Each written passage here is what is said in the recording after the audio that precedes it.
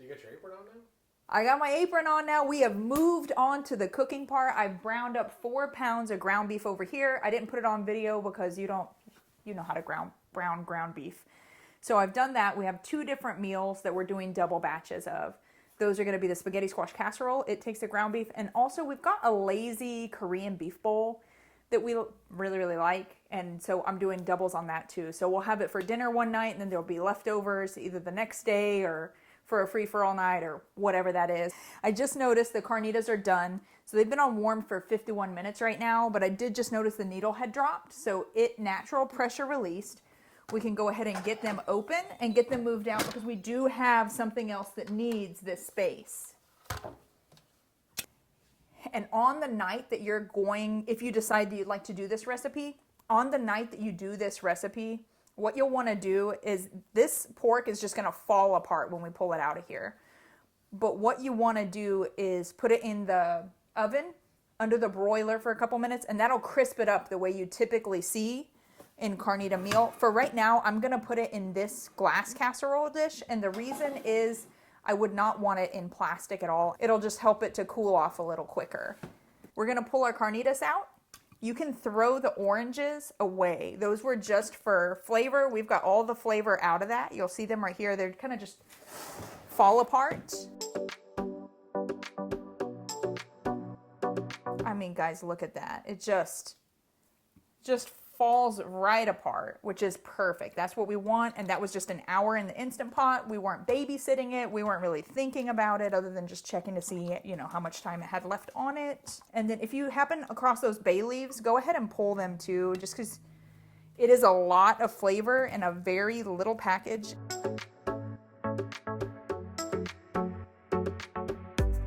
And then you'll see the fat in here like this, that stuff we were looking at before. You can go ahead and just throw that away. I'm not going to keep it. I don't really want to get a mouthful of fat, but it's great flavor for all this sauce to render down. Hey, we got number 3. So we've got carnitas over here.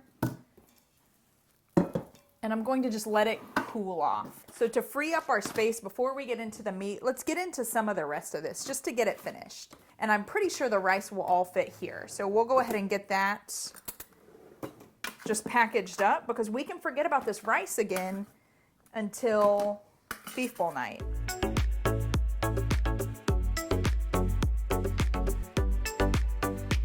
All right, jasmine rice is done and it is nice and cool, so you don't have to worry about leaving that vented for condensation or anything. We're good to go on that one. All right, next is our spaghetti squash. So for that, you're gonna need the fanciest tool, one of the most useful tools in your kitchen, just an ordinary fork.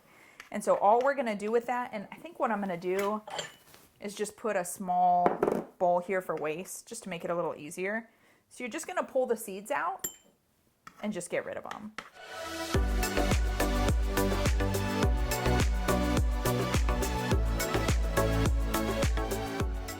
Now when you do this, all you're gonna do is put your knife or your fork down in between the shell and the flesh of the squash and just pull toward you. And you'll just do that all the way around. And sometimes you can get to where you can sort of even take the fork and peel. You see it's breaking some. Sometimes it'll let you, sometimes it won't. She knows I've got spaghetti squash up here and this is one of her favorite things.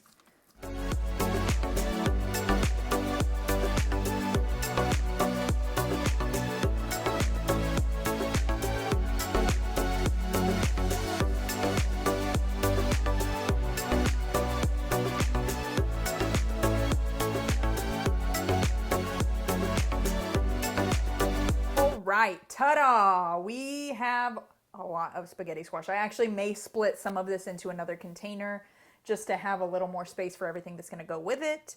We're gonna break for a minute, tidy up a little bit, and then we are going to assemble a couple other things. I browned the ground beef earlier, I told you, 4 pounds, 2 for the cauliflower casserole and 2 for the Korean beef bowls.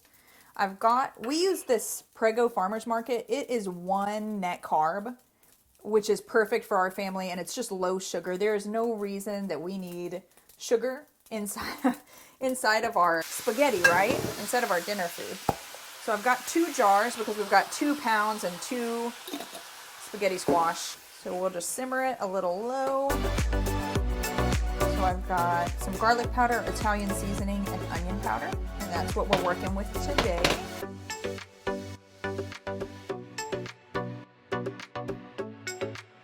From here, we'll let it simmer for just a few minutes, and then we will move on over to the spaghetti squash and get these assembled. And we're gonna go ahead and put ours in the oven. So I will get the oven preheated. Entrees assemble. All right, it is finally time to start putting some of these things together. And you have the option. You can either bake them now, wait for them to cool, which does make for a long night if you're already tired. Usually 8:30, I'm pushing it on a Sunday to stay awake. So if you want to assemble them and put them in the refrigerator and then bake them or cook them or do whatever when you're ready, that's totally fine. I am gonna go ahead and assemble. It's about 20 after 5 on a Sunday afternoon.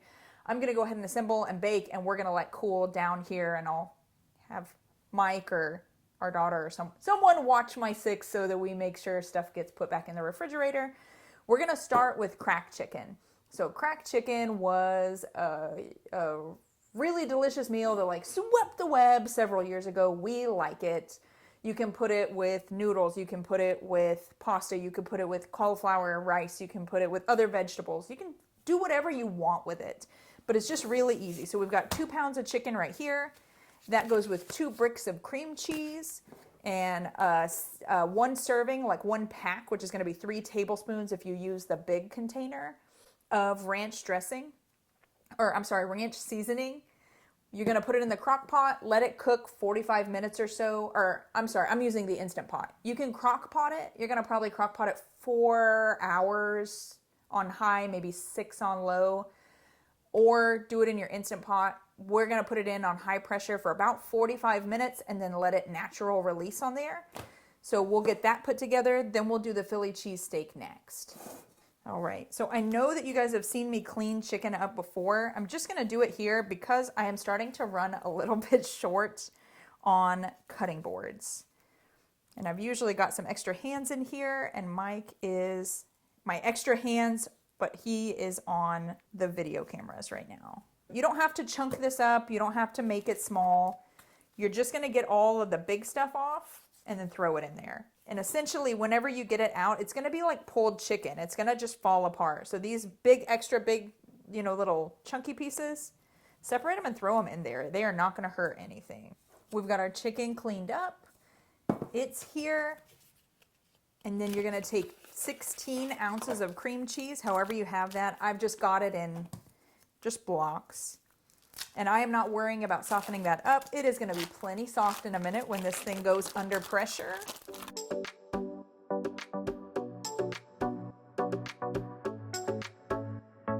All right, it is 3 tablespoons per batch, and we are doing a double batch. We're doing 2 pounds of chicken instead of 1. I almost missed it. So we are actually gonna need 6 tablespoons.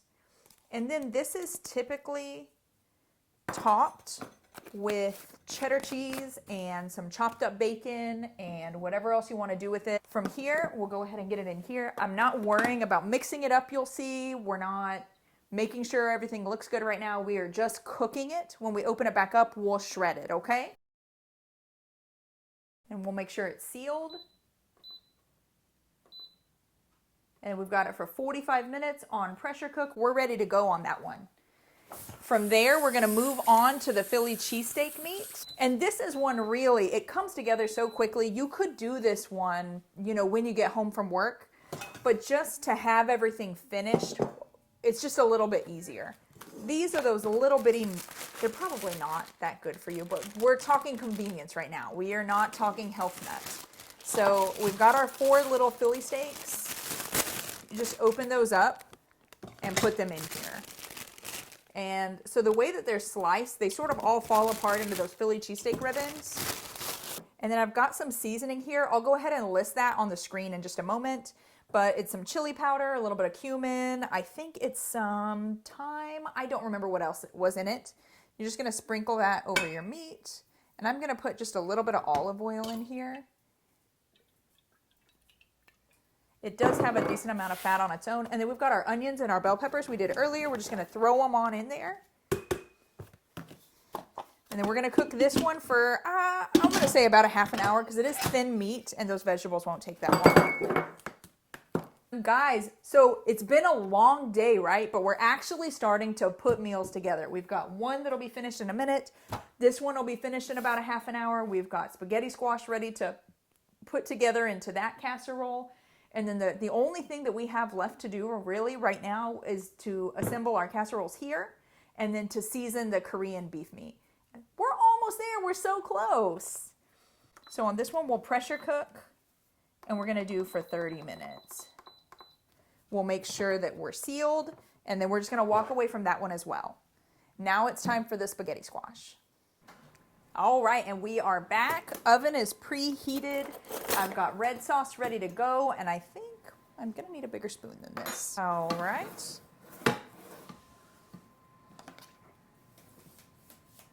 This one will work much better. So for this, it is just like when you put a lasagna together. You're just going to spread the meat and the sauce over the top.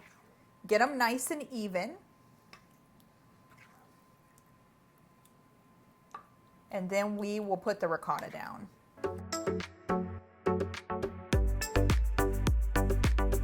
And you guys, this looks like so much food. And it is a lot of food. But because you've used the spaghetti squash for it, the calories are actually pretty low, as are the carbs. And I know it's hard to think of looking at it like this, but this is only 8 servings. Now, if you maybe have people who aren't so hungry, and I will say that the spaghetti squash does fill you up pretty well. I mean, shoot, break it into more servings. That's fine. That's leftovers for you. That's lunch, or shoot, if you eat upside down, that might be breakfast.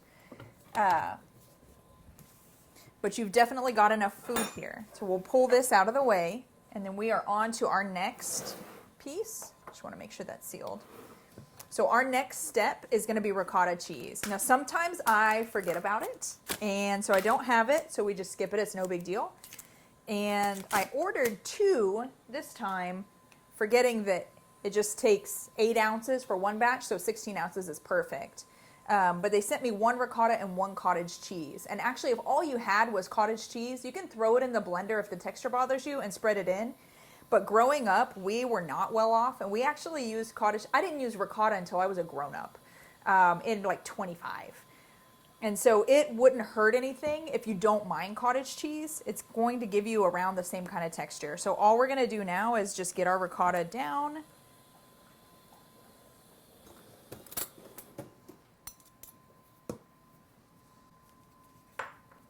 And we've got this Instant Pot is under pressure now with our Philly cheesesteak in it. It sounds like the other one's working up to pressure behind me with the cracked chicken. And so we are moving along nicely. This is the part I get so happy about. Now we've gone from, hey, this is so overwhelming, what am I going to do? To, oh my gosh, I almost have 3, 4, 5 meals put together, and I'm going to be able to breathe for the rest of the week. And that is my favorite part, you guys.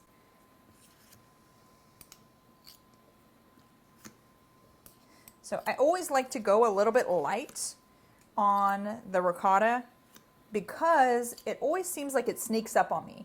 And so I've got plenty until it's gone. And then I'm missing some on the rest of my casserole. I don't have enough, and I feel like I never do plan it out right. So I always try to be a little bit conservative until I make sure I've got most of my bases covered. And then I can always go on and add a little more back.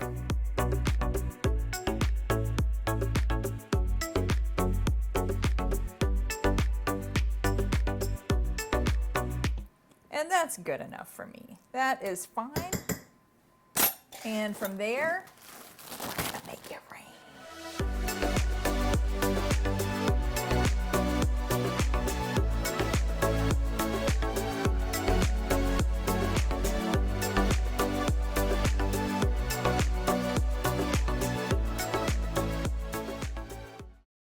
Now, the last thing, you can either put these in the refrigerator, they're good to go, wrap the tops of them, deal with them when it's dinner time, or you can go ahead and put them in the oven right now. We're gonna go ahead and get them in the oven.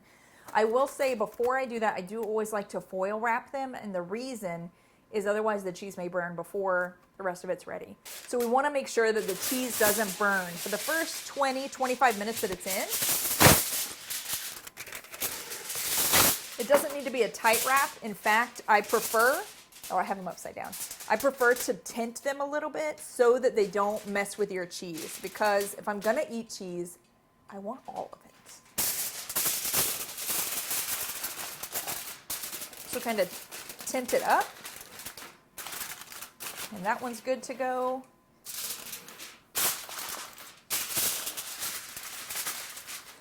And that one is as well. So we'll put them in the oven. We're gonna bake them about 20 minutes with the foil on. Remove the foil. We're gonna go another 10 or 15, however long it takes to get a little bit of a bubble without the tops burned.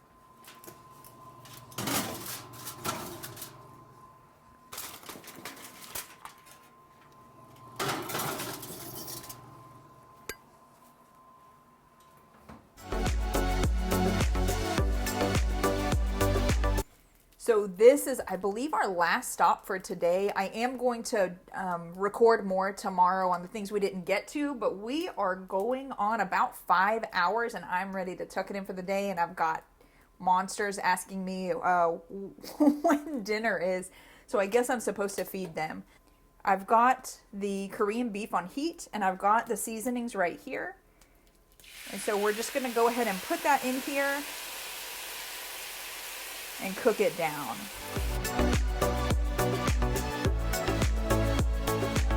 I thought I was sure I wanted to eat carnitas tonight, but now I'm not quite so cemented into it. Everything smells so good. So we've got this, and we're just gonna let it cook here for a little bit. Just let those flavors get in. You don't wanna walk away from this one. Do stay here with it so that you make sure that it doesn't burn with the brown sugar that's in it and the soy. In my experience, all it needs is a minute for you to walk away, and that's the minute it's going to decide to burn. And so it is a lazy Korean bowl, right? This is not the kind of meat you'd get if you went somewhere, but this is just a lazy night. Flavors are great. Don't have steak kind of night, and it is a family favorite for us. So this is an easy meal that we haven't done actually in quite a while. Once it's finished and you've got it cooled off, you can go ahead and put this in a Tupper and just put it in the fridge. So this one you're gonna put over the top of the rice or cauli rice or the zucchini noodles, whatever you want to put it over. Or you could even eat it inside. It sounds a little funny, but we do the chicken lettuce wraps like from Pei Wei or PF Chang's often. And you could even put this meat like that and eat it that way if you wanted to. Top it with what you want. If you want green onions or sesame seeds, or you don't need anything at all, that's fine. So we've still got some moisture down on the bottom. I am going to cook it just a little bit more.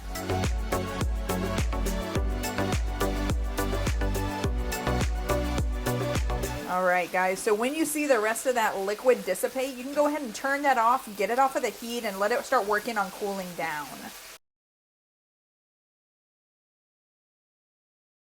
Are you feeling it yet? I am tired. But here's the thing, we're gonna finish strong. We're almost done. So we've got carnitas, done. Spaghetti squash casserole, bam, right here. Korean beef and rice, in the refrigerator already. Philly cheesesteak with peppers and onions, right here. Crack chicken is still super, super hot. It is right here. And then you saw me prep all the veggies. We've got salad done, zucchini, you name it, we've got it. So we've got 2 things left, guys. Cauliflower casserole, which is gonna be, if you just look at these ingredients, look at this. This is gonna be awesome. I'll put the recipe down in the description like I did with everything else. So what we're gonna start by doing is just cooking these according to the package. We're gonna steam them just in the microwave. So I usually just put them on the frozen veggie button, which I think is about 4 minutes a piece. We'll go ahead and get those in there. I just do them one at a time and then squeeze them out. And you have 2 choices. You can use cheesecloth to cheese those out, to squeeze those out, or you can just clip like a bit of a little corner off. I usually put them inside of a towel, like a warm, like a dry towel, doubled or tripled up, and just squeeze the water out of the cauliflower. Either way, there's no wrong answer. And then one thing Mike just told me, I don't do these cauliflower casseroles that often, but he actually uses these little bags probably 3 or 4 days a week at work. This seam, depending on what the brand of the cauliflower rice is, sometimes can steam burn you. So be super careful, guys. You do not want to get hurt. All right, guys, it's 7:45, about 16 to 20 minutes later. We've got 4 squeezed out bags of cauliflower rice. I've got cream cheese and sour cream ready. Our seasonings are here. And we've got our bacon and our cheese ready to go. So we're just going to go ahead and assemble this. I am not going to bake it tonight. I am going to wait until tomorrow just because it is almost 8 and I'm tired. But we'll go ahead and get it together, and I'll leave those instructions right here. I believe it's just, I think I usually put it in for 350 degrees until the cheese starts bubbling up, probably 25, 30 minutes. Mike has been so graciously washing all of my dishes today. And see my hands? they're pruny, I'm sure of it.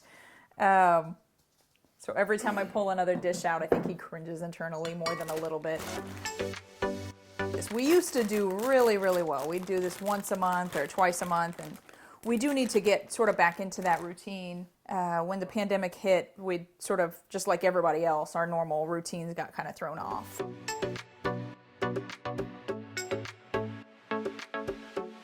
And so you're just going to mix all of this together. Oh, and throw it on the counter, I guess.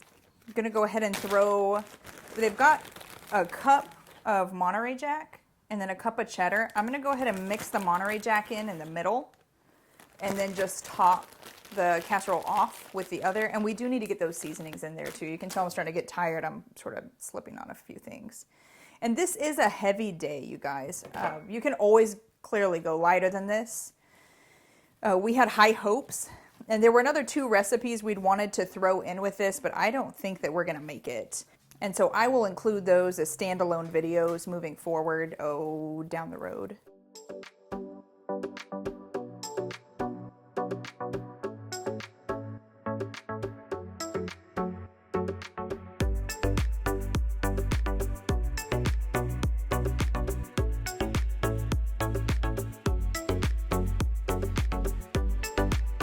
You guys, it smells so good. And then we're just going to top it with our cheddar cheese. And from there, you can go ahead and throw it in the oven and get it all melty and delicious, or you can just put it in your refrigerator for the night that you need it, either one. Guys, doesn't that look delicious? If you think that the food today is something that you can do on your own, or if you have more power right now than you did at the start of this video to make yourself successful and your family, please give us a like and subscribe to the channel so that you can see new content. Go ahead and turn on those notifications as well. Thanks so much.